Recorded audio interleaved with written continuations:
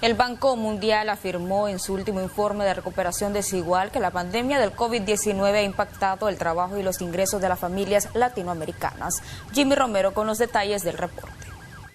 Las economías de Latinoamérica y el Caribe aún no se han recuperado de la crisis provocada por la pandemia y aunque existen señales de mejoras en algunos países, la calidad de los trabajos, el nivel de ingresos de los hogares y la inseguridad alimentaria persiste en otros, de acuerdo con un informe difundido este lunes por el Banco Mundial. El reporte Una recuperación desigual, las secuelas de COVID-19 en América Latina y el Caribe, está basado en una encuesta telefónica encargada por el Banco Mundial y el Programa de Naciones Unidas para el Desarrollo PNUD y aborda la situación regional a casi 2 años de la pandemia en áreas claves como el mercado laboral, los ingresos y la seguridad alimentaria de las familias, la educación, la salud y las finanzas. A nivel regional, la tasa de empleo permanece 11 puntos porcentuales por debajo de la que había antes de la pandemia, con un 62% de personas de más de 18 años actualmente trabajando. Solo en Guatemala, Nicaragua y El Salvador la tasa de empleo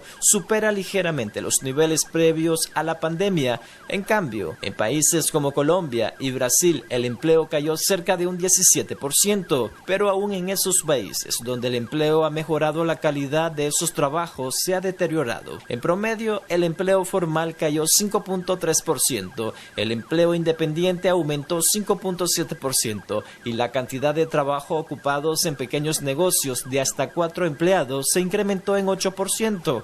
Además, incluso entre aquellos que tienen trabajo, ha caído la cantidad de horas semanales trabajadas de 43 antes de la pandemia a 37. El informe señaló asimismo como una preocupación especial el hecho de que la calidad del trabajo haya empeorado principalmente entre los grupos más vulnerables como las mujeres, los ancianos y los trabajadores con menor educación formal. En la región, 1 de cada 4 trabajadores que tenía empleo antes de la pandemia ya no trabajaba y más de la mitad de ellos reportan haber salido del mercado laboral, según el informe. Los efectos negativos del mercado laboral se reflejan en el ingreso de los hogares. De acuerdo con el informe, cerca del 50% de las familias de la región aún tienen dificultades para recuperar los ingresos que tenían antes de la pandemia, a pesar de los esfuerzos de los gobiernos para paliar los efectos económicos de la crisis sanitaria.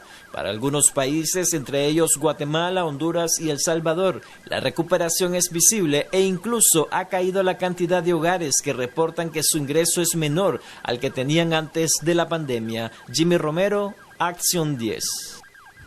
La economía de Nicaragua podría tener un mayor resultado si existieran políticas públicas que den valor agregado a lo que producimos. Esto según declaraciones del economista Marco Peña. Jimmy Romero con el reporte.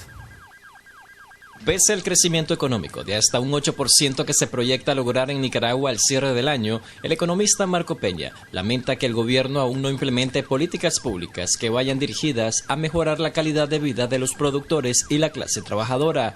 En este sentido, propuso que el modelo económico agroexportador a seguir debe estar enfocado en dar valor agregado a la producción. Nicaragua, a pesar de que vino mostrando en tiempos de bonanza durante 15 años, tasas de crecimiento económico aceptables, es decir, crecía entre el 4 y el 5, no ha tenido un cambio estructural en su aparato productivo, de manera que se produce exactamente lo mismo, no se desplaza su frontera de probabilidades de producción y no ha logrado superar los 14.000 millones de dólares en PIB. Según el Banco Central, hasta septiembre, el índice mensual de actividad económica mostró que de los 16 sectores, 14 obtuvieron mejoría en su desempeño. Sin embargo, la atracción de inversión extranjera directa, esencial para el desarrollo del país por las fuentes de generación de empleos y reducción de la pobreza, sigue golpeado por las cifras por debajo de los 500 millones de dólares captados. Que haya un mecanismo de resolución eficaz y expedita de las controversias entre los particulares y que haya una base institucional sólida. Es decir, si no hay desde la economía institucional, si no hay instituciones políticas, económicas y jurídicas sólidas y funcionales, entonces eso va a repercutir en el funcionamiento de la economía.